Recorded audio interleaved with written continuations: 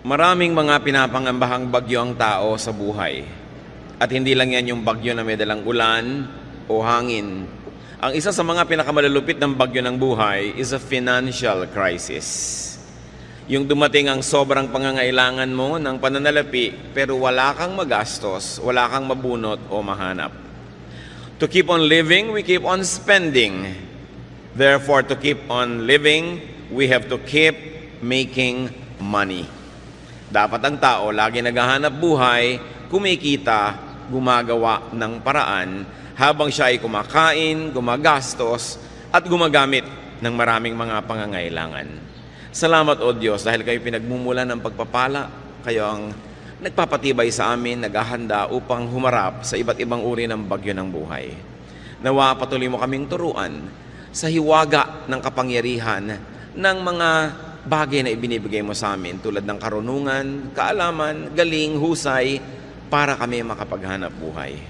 Ituro mo sa amin, Panginoon, ang isang karunungan ukol sa pananalapi na nakaugat sa iyong salita. Maunawa namin ang kalooban mo dito, maipamuhay namin, makinabang kami at kayo ay malugod.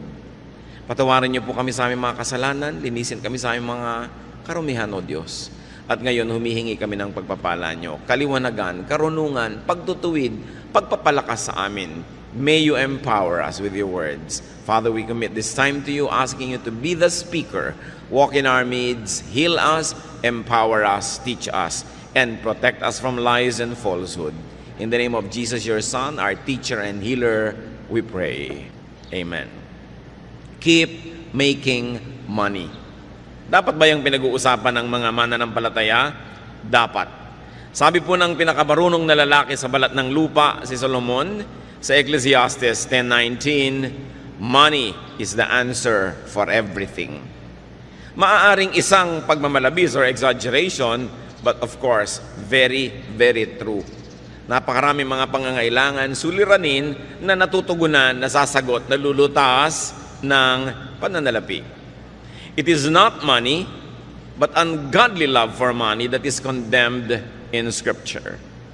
Hindi galit ang Biblia sa pera, ang galit ng Biblia ay sa pag-ibig sa pera na nagiging bunga para or dahilan para tumalikod ang tao sa Diyos at sa kanyang kapwa.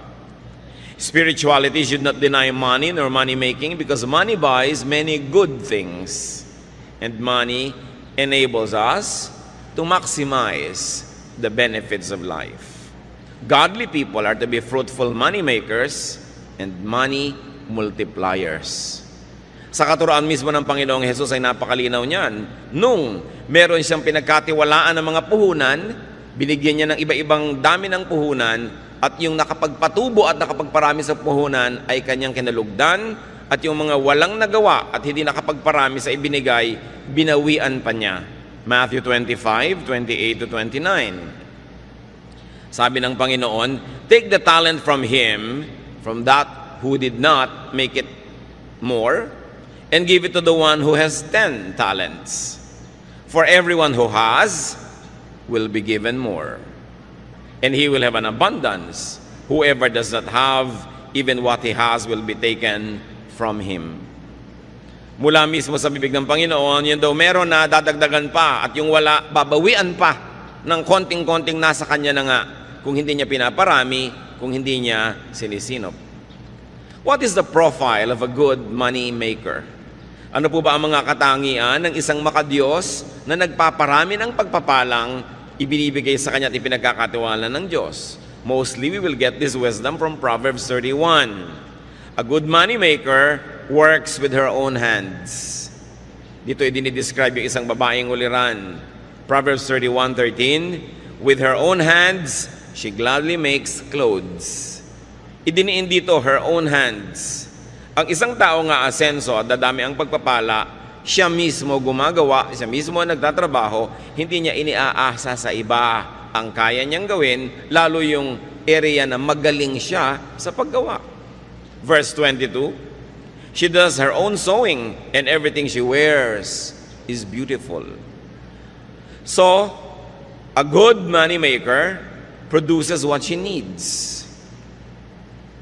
Kung anong kailangan niya, ginagawa niya. Attributes are also attractive in business. Siyempre, ang gusto mong kadil sa negosyo ay yung masarap, magaan. Hindi yung lagi na lamang parang dinadaganan ng mundo ang problema niya. Ayaw mong nasa paligid ng ganitong tao. Hindi ko alam kung ba't may mga tao ang hilig-hilig dumaing. Samantalang ayaw mo naman siyempre sa taong paladaing, iniiwasan tuloy sila ng mga tao, lalo silang nawawalan. Definitely, this wonderful woman was not a complainer. Hindi siya reklamadora. Proverbs 31:26, her words are sensible and her advice is thoughtful.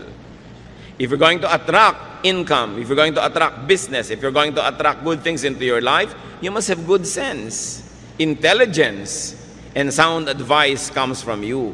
Kasi magandang dagdag yun sa pagkatao. Sino ka ba naman para iwasan ng isang kanegosyo, kasosyo, o kaya binibilhan mo o binebentahan mo na bukod sa maganda ang produkto, maganda pa ang pagkatao at magaan kasama, masarap makita. Kaya lalong nilalapitan ng grasya. A sensible and a good money maker gives to people. Hindi niya sinosolo ang pagpapala, she gives to people.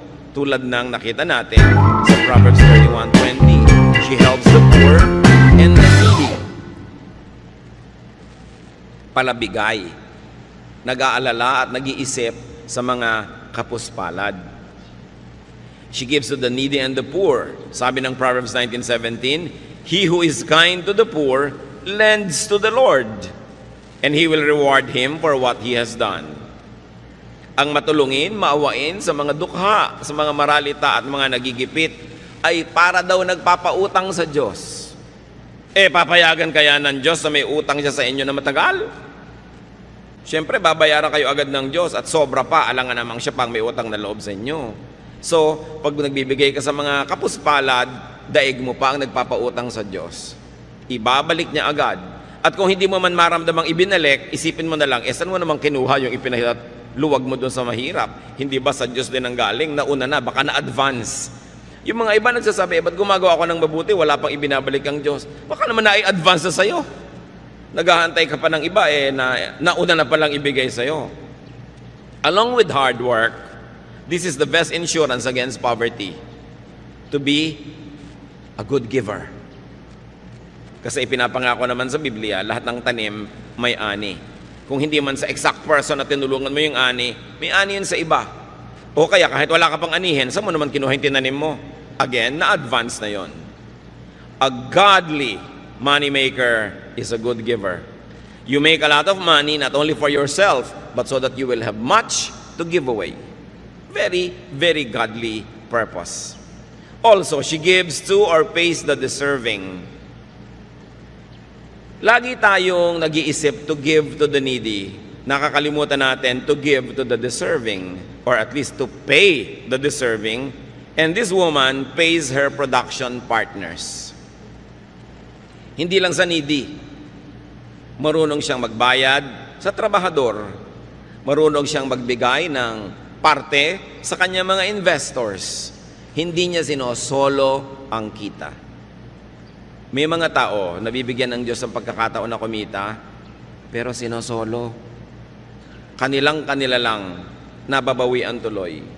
Meron naman hindi marunong tumanaw ng utang na loob, hindi malang magsukli doon sa mga tumulong sa kanila, nagbukas sa mga pinto, nagbigay ng pagkakataon o namuhunan, tumatalikod, nababawian. Ang pinakauna natin dapat na inaasikasong bigyan, yung mga kasama natin sa hanap buhay.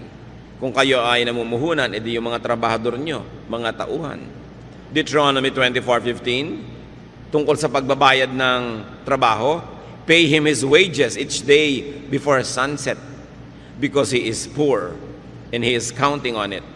Otherwise, he may cry to the Lord against you, and you will be guilty of sin. Pag pinagtrabahuhan na, bayaran na.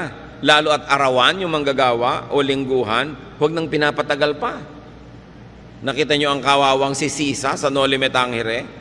Nagpuyat para manahe, nung kanyang i-deliver, hindi nagbayad ang donya, saka na lang daw, dahil ayaw niyang bumangon mula sa silyon.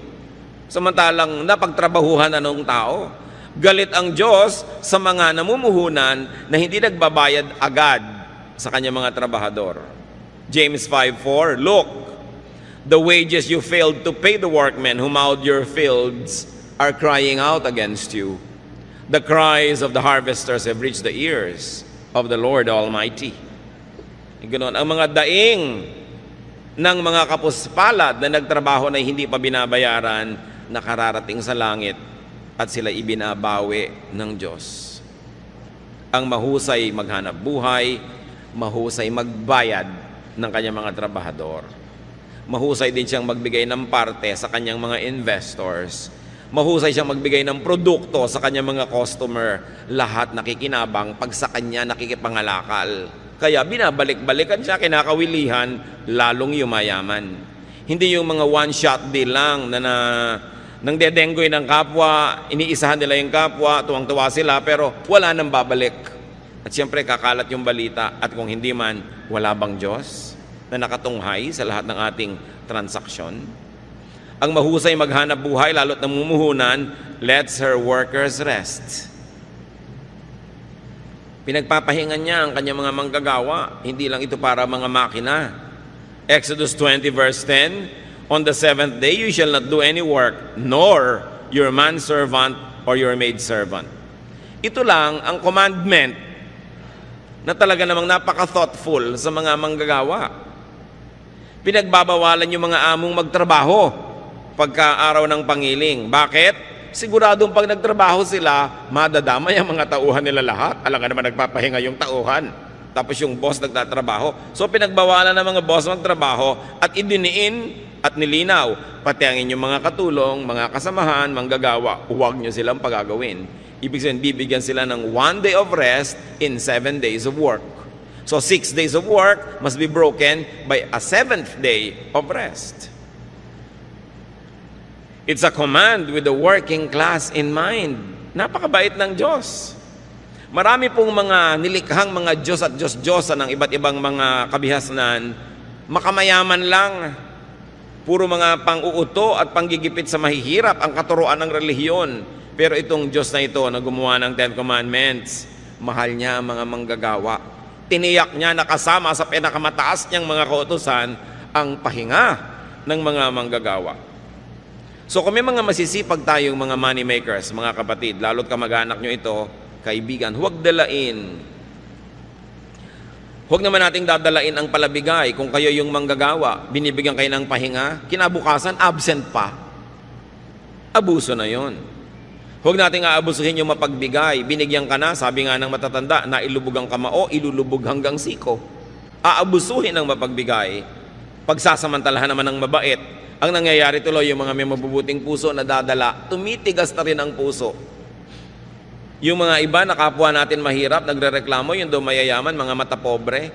Paano? Defensive na yung iba. Pag sobra silang bait at palangite, wala lang ginawa ang mga tao kundi bumali, o umutang, o humingi, o dumaing. Kaya tuloy kahit mabait, nagtitigas-tigasan ng loob sa takot na mapagsamantalahan ng kapwa. Kung tayo lang sana ay hindi mapangabuso, we will encourage each other to be more open, to be kinder, to be nicer. But people are sometimes obligated to be defensive. Gustong magpahiram sa'yo, pero ilang beses mo nang sinuba. So paano magpapahiram pang muli? Hinihigpitan tuloy ang kanyang dati ay kaluwagan. A good money maker gives to God. Nagbibigay siya sa kapwa-tao, lalo sa mga kasama sa trabaho, at marunong siya magbigay sa Diyos. Malakay 3:10-12, I am the Lord, all-powerful, and I challenge you to put me to the test. Bring the entire 10% into the storehouse, so there will be food in my house. Then I will open the windows of heaven and flood you with blessing after blessing. I will also stop locusts from destroying your crops and keeping your vineyards from producing. Everyone of every nation will talk about how I have blessed you. Yan ang pangako ng Panginoon. Sabi niya, ako na makapangyarihan sa lahat. Subukan ninyo ako. Buong-buo ninyong dalhin at ipagkaloob ang inyong ikapu. At nang mayroong magasto sa aking tahanan, nang may resources. Sabi niya gano'n, tingnan ninyo. Kung hindi ko buksan ang bintana ng langit at pabahain sa inyo ang kutakot-takot na pagpapalang wala kayong pagsisidlan.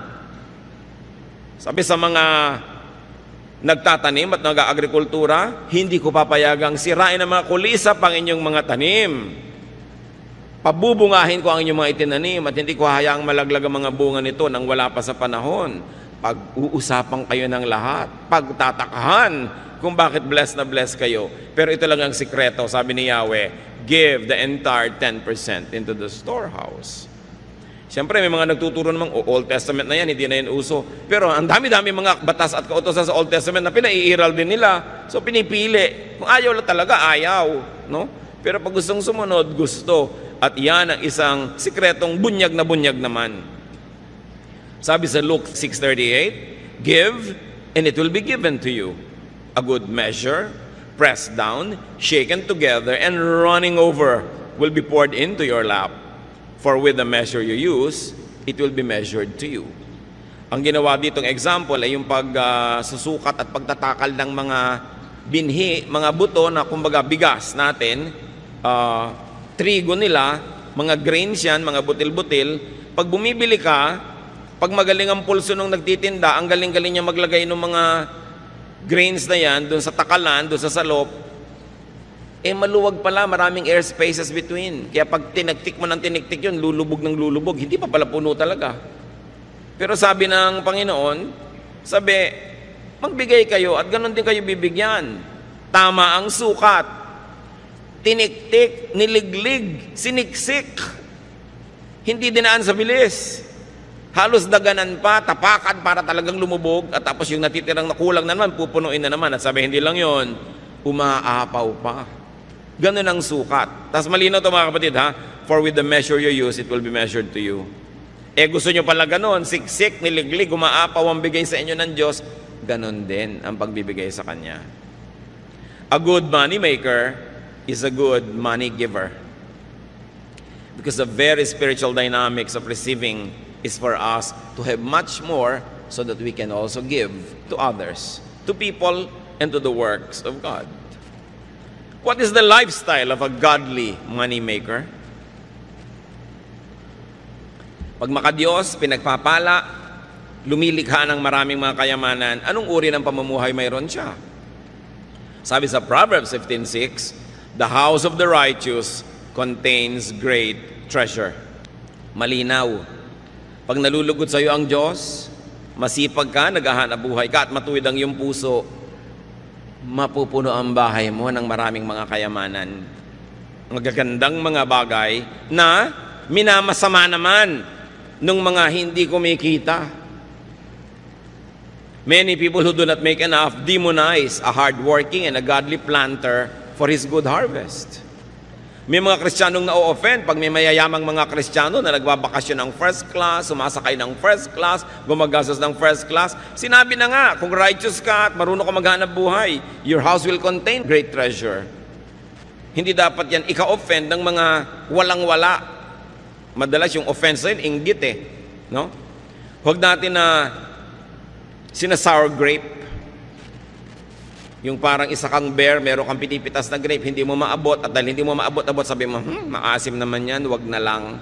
Yung pinagmula nung kasabihan na sour grape. So yung mga hindi yung mayaman, pinapasama nila yung kayamanan. Masama yung mayaman, ayoko maging mayaman. Tapos saan kaya makautang dito? Ang dami ko nakikitang Kristiyanong ganyan ang aarte, parang ayaw yumaman, ayaw ng pera. Wala namang ginawa kundi magdilihensya. No?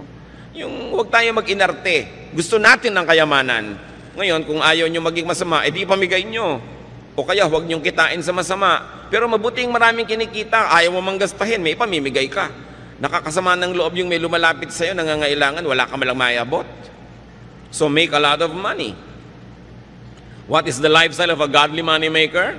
She is comfortable, secure, and cheerful. Proverbs 31:21, her family has warm clothing, and she doesn't worry when it snows. Pag dumadating yung taglamig, lalo doon sa Israel na may yelo, may snow sa ibang bahagi, siyempre walang inimpok ninenervyos. Wala kang pagkain sa bahay, tas may bagyo. Sasabi, babagyo, 3 araw, 5 araw, wala kang bigas, nakakanervyos talaga yun. Diba? Pero sabi, itong kinalulugdan, masipag, matyaga, mahusay ang mga style, Wala siyang pinapangamba naman yung weather.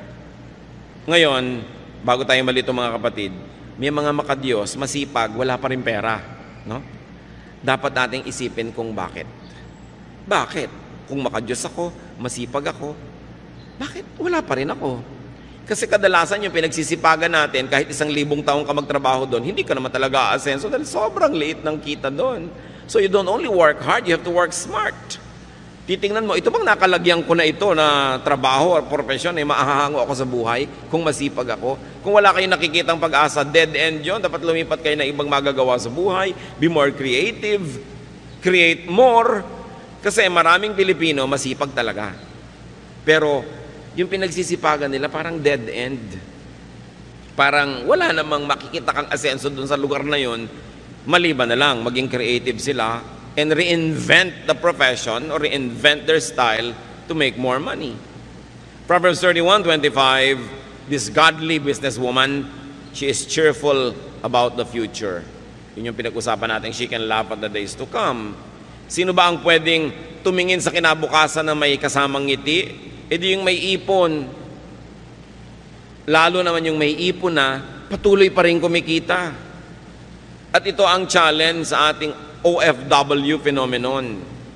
Maraming kumikita, mababasa nyo sa dyaryo, buwan-buwan, bilyon na dolyar ang pumapasok sa Pilipinas. Pero marami naman sa ating mga OFW, matanggal sa trabaho o umuwi. After 6 months, gutom na naman. Paano marami doon sa pamilya, walang inatupag kundi gumasta. To consume and consume and consume. Remember this Proverbs 31 lady? She buys a piece of land to use it in agriculture para may kitain. Hindi yung bibili ka agad ng kotse. Pag may kotse ka, puro gasolina yan. Anong kita mo dyan? Puro gastos. Pag bumili ka agad ng bahay, edi gastos din yon. Lalo't inutang mo pa. Hindi isipin, paano kaya tayo mamumuhunan para tayo kumita, para kung umuwi na si OFW, patuloy pa rin tayo yung kikita. Hindi nakaasa tayo ng nakaasa sa sweldo, agad na agad, hindi pa nga kinikita, nauutang na, dahil walang ginawa ang pamilya, kundi mag-consume, consume, consume. We must produce. Lagi ko na lang sinasabi yung proverbial kawali and kalan. Bumili ka lang ng isang kawali at isang kalan na debomba, bumili ka ng isang piling na saba, lagyan mo ng konting asukal, iprito mo, banana Q. Yung kanina ay 50 pesos mo, maglingkod kayo, huwag kayong manghingi. Ang nanghihingi lang yung sobrang matanda, sobrang bata o may sakit. Pag nagtatrabaho ka, you earn your keep. So work. Marami pa po mga kapatid, yung nagbibigay ng magandang payo o guidance, trabaho yon. Kayo naman nagpa-counsel, huwag kayong magmaang-maangan, magregalo naman kayo sa counselor. No? Pag bumupunta nga kayo sa psychiatrist, ang mahal-mahal ng bayad nyo. Pagka mga pastor yun nagka-counsel, TY. No? Samantalang binuntunan mo na takot-takot na problema, hiningahan, nagpadalangin ka pa, nag-fasting pa para sa iyo yung tao. Samantalang ni isa man lang chiko, wala kang dala. Kayo nga nagpapa-counsel, huwag kayong dumadating ng wala ni bit-bit ni ano. Di ba dahil kuminsan yung counselor nyo, sumasama na rin ang loob dahil iniisip niya, hindi man lang ako naaalala, hindi man lang ako naiisip, parang baliwala ang ginagawa ko. Kailangan thoughtful kayo. Yung mga tao nagbibigay sa inyo ng inspiration, encouragement, even entertainment or companionship, dapat may sukli.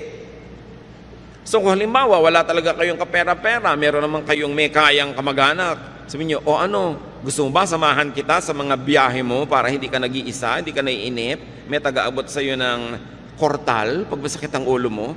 So, merong kapalit, hindi ka lang hingi ng hingi. Maraming tao po gumagawa sa atin ng mabuti, lagi tayong ipinapanalangin.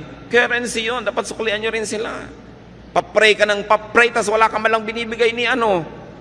Diba? Pag-pray nyo ko, lahat na lang ng problema mo, itatambak mo, ite-text mo, i-email mo. Tas wala ka man lang maibigay ni Guyabano. Kailangan marunong ka kasi laging exchange ang buhay. Marami po sa atin nagdarahop kasi hindi tayo marunong magbayad. Kuha lang tayo ng kuha. Ayaw ng Diyos doon eh.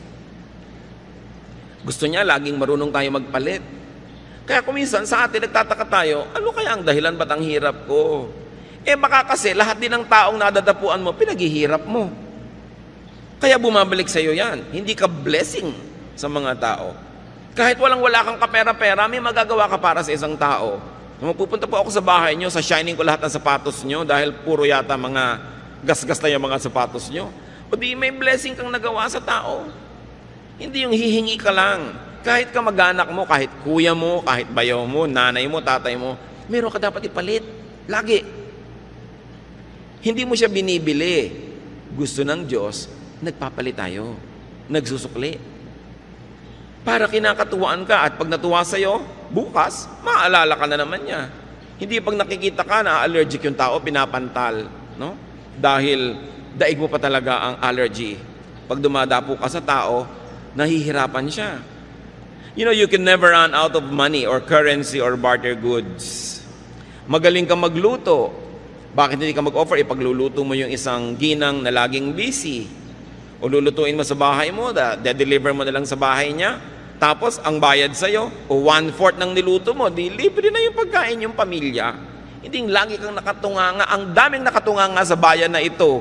Kaya nagtataka pa na bakit mahirap yung bayan. Ang dami talaga nakatunganga. Hindi ka mawawalan, kapatid, ng pambayad o panukli o pambigay kung willing ka lang. Lagi tayong merong pwedeng ipalit.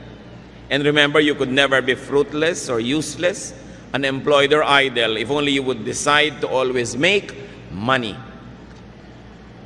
And that money is pera or services. Anything na pwede nating ipambayad para makuha natin yung gusto natin, it's considered money. Ngayon, nasa katanghalian, tapat kayo na inyong buhay, malakas ang kita nyo, take advantage of your best season. Para mga artista, may panahon na sikat, hot na hot property talaga, kita dito, kita doon. Pag hindi nag-ipon, pag hindi nag-invest, kawawa naman pag lumalaos na. Dumadating yung tanghaling tapat ng buhay natin. Dumadating din yung 1:00, 2:00, 3:00 ng hapon, 5:00, 5:45, marapit na mag-orasyon. No? Dumadating yan. Dapat handa ka dyan. Dahil hindi naman surprise. Dahil darating talaga yan. So earn the most, invest the most, save the most. Sabi sa Proverbs, look at the ant. Yun daw langgam. Marunong magtrabaho. Pag panahon ng tag-ani at tag-araw, kolekta ng lahat ng maiuwi. Kasi darating ang tag-ulan na hindi na niya magagawa yon. So always ask yourself, ano ba ang mapagkakakitaan dito? Dapat gawin natin yun na pananaw. Maglaro kayo ng sungka. Sa mga naglalaro pa ng sungka, hindi ba lagi dapat may sube? O ayan, magsusubi ka, tsyuk, naglagay ka sa bahay mo. Hindi yung pwedeng ikot ka lang ng ikot, wala ka inilalagay dun sa bahay. O, sube, ganun. Para meron kang naitatabi. Alam nyo, sabi na isang may doktorado sa anthropology, yung sungka daw, ang sinaunang computer ng mga Pilipino. Talagang taga-compute. May nagsasabi pa na yung abacus daw ng China, apo lang ng sungkahan. At meron pang nagpapatotoo na only in the recent past, maraming mga tindera sa probinsya gumagamit ng sungka pang compute ng mga sukle at bayad. Ang mga sinaunang Pilipino po ay mga negosyante. Hindi sila katulad ng mga sinasabi ng ibang ngayon na mga tamad daw. Mga negosyante, mga importer and exporter. At very good ang credit standing. Alam natin yung napakarami mga sasakyang dagat galing China at galing sa ibang bansa na dumarating dito para makipangalakal sa ating mga ninuno. At ang ating counting system, very elaborate, ha? Sa bawat isang zero, meron tayo dinadagdag na salitang po, 10, 20, 30, di ba? Dagdagan nyo pa ng isang zero, 100, 100, 200, 300. Isa pang zero, 1,000. Dagdagan nyo pa na isa pang zero, 10,000 na yon, laksa. May salita tayo dyan, laksa. Ang Greek culture, ang Hebrew culture, ang maraming cultures hanggang 10,000 lang ang bilang. Pero sa Tagalog, meron tayong 100,000, yuta. Meron tayong 1,000,000, angaw. At meron tayong 10 million, kati. Meron tayong 100 million, bahala. At meron pang 1 billion, gatos. Ang daming magbilang ng mga Pilipino noong araw. Diba? Talagang mahusay magbilang. At sinasabi nila yung unang pera sa China, kauna-unahan, yung sigay, yung pangsuka natin na shell, dito mga galing lahat. Na napakalaki daw na mga kalakalyang sigay na yan na ine-export natin to China, kaya marunong magbilang yung mga Pilipino, kaya may sungkahan. No? talagang mahusay mag-count. Nawala yon because of colonialism. Nung inangkin ng mga Kastila ang mga lupain, pinagtatrabaho lang yung mga tao bilang mga kasama. Nagtatrabaho ka, hirap na hirap ka, sa iyo yung trabaho, doon sa may lupa na kumamkam yung ani. Kaya daang-daang taon na wala nang gana ang tao magtrabaho. Kasi kahit anong sipag ang gawin mo, mahirap pa na ang ending mo. So ba't ka na lang daw magpapakahirap? Pero dapat na natin baguhin yung pananaw na yon. Nakasama sa ating kabihasnan yung pagbibigay ng kalakal sa iba't ibang tao. Ikaw na lang yung taga-bili, taga-utang at taga-hulog. Kailangan marunong mga lakal. And as you grow old, continue being precious and useful and functional. Your goal, believer of God, is that you should be a lender, not a borrower. Magandang mga pangarap yan at magandang plano sa buhay. Planuhin yung tagapagpahiram, tagabigay, hindi mangungutang. Ano ang pangako ng Diyos sa bayang sumusunod sa Kanya? Deuteronomy 15:6. For the Lord your God will bless you as He has promised, and you will lend to many nations but will borrow from none. Isa dapat yung katangian ng makadiyos na masipag na pinagpapala. Nagpapahiram pero hindi nang hihiram. Nagbibigay, hindi nang hihingi. Yan ang magandang goal. Hindi yung paggising sa umaga ang hinahanap sinong madidilihensyahan.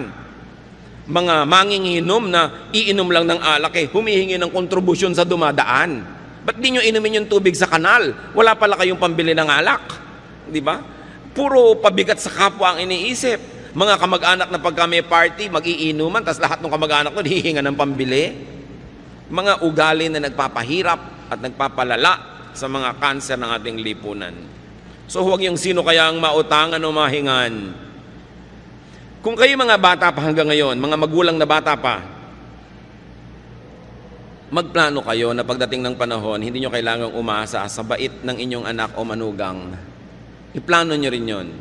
Pero yung mga ating mga tatay at nanay na tumanda na nung araw talagang binibigay mo lahat, inaasa mo sa iyong mga anak, abay yung mga anak na yan, dapat talagang top din ang inaasahan sa inyo. Itaguyod ang mga magulang who gave you everything. Pero yung mga nagsisimula pa lang ngayon ng mga maging magulang at bata pa, hindi kayo nakakatiyak pa, itataguyod kayo ng mga anak. Dapat meron kayong isinusubi, kumbaga sa sungka, para rin sa inyong sarili. Kung minsan ang bait-bait ng anak nyo, ang napangasawa, masama ang ugali, o paano yun? Kailangan, hindi mo iniaasa ang iyong pagtanda sa kabaitan ng iyong kapwa, anak mo man yun o manugang. Pero sa mga matanda na ngayon, uso talaga nung unang panahon, lahat binibigay sa anak. Kaya yung mga anak ngayon, matatanda na magulang nyo, tangkilikin nyo sila ng husto.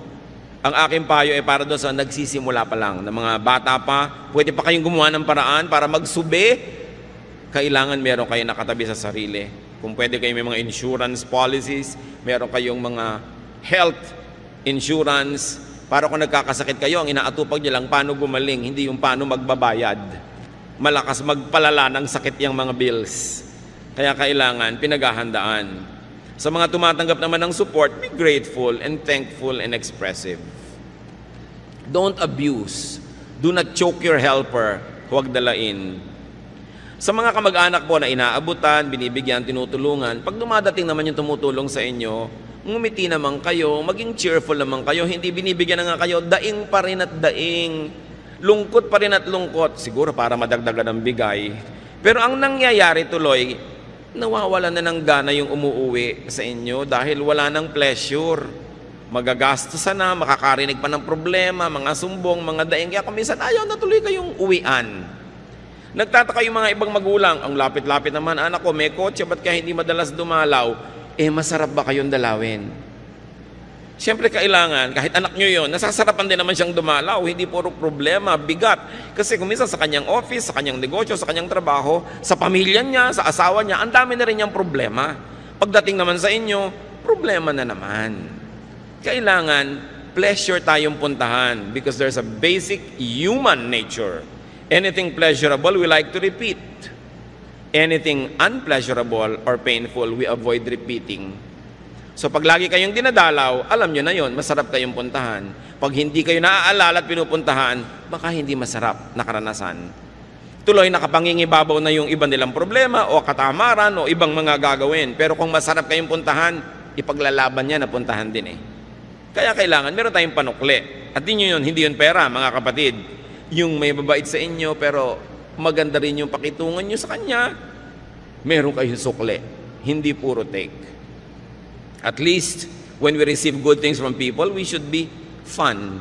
And we should be pleasant. Pambaya din yun na napapasaya nyo ang kapwa.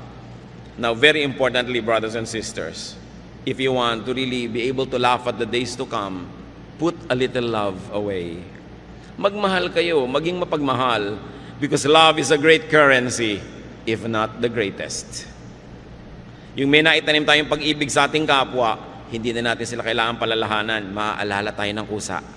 Yung pagmamahal na itinatanim natin, yun ang napakasarap pag namunga. So, while we are alive, we keep on spending. So if your health or age does not prevent you, you must keep making money. Maraming nalulungkot, marami daw compromises ang mayaman, pero hindi ba ang daming compromises ng nangangailangan?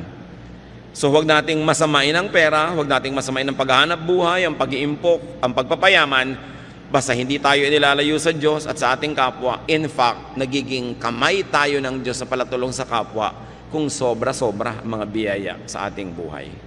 Ama namin sa langit, turuan niyo po kami na siyasatin na aming mga sarili, suriin namin sarili kung bakit kami ay maluwag o mahirap, kung bakit kami ay yumayaman o nagdarahop, kung bakit madaling dumating sa amin ang mga biyaya o hirap na hirap dumating. Ituro niyo sa amin, Panginoon, kung may mga gawa kami, ugali, pamamaraan na sumisira sa aming kayamanan, sa aming pagkakataong mag-impok. At nawa ang ugali namin patuloy naming baguhin, magpabago kami sa inyo para maging mahusay kaming maghanap buhay, mahusay mag-impok, mahusay magparami ng mga blessings na ipinahihiram niyo sa amin, mahusay magbigay sa kapwa at sa inyo, at mahusay din naman kaming magbigay ng gantimpala sa aming mga sarili, sa aming mga kapaguran. Turo mo sa amin, Panginoon, na yung bagyo ng financial need can be avoided or minimized kung nabubuhay kami ayon sa iyong kalooban. Magbulay-bulay tayo mga kapatid, sumandali. Pasalamatan ng Panginoon sa bawat isang tumutulong sa atin financially o nakatulong, baka naman nakatulong na, nilimot, magbayad-bayad tayo at magsukli-sukli ng utang na loob. At huwag din nating kalimutan na magtanim naman sa iba, magtanim ng pag-ibig at tulong, because hindi natin alam kung kailan tayo naman ang mangangailangan ng habag ng ating kapwa. Ama, sa amin pong sandaling pananahimik, kapiling kayo, ituro nyo sa amin ang mga praktikal na bagay para lalo kaming gumaan sa buhay, lumuwag at makapagbigay pa kami sa aming kapwa at sa iyong gawain. Father, speak to us powerfully as we spend some time with you in silence.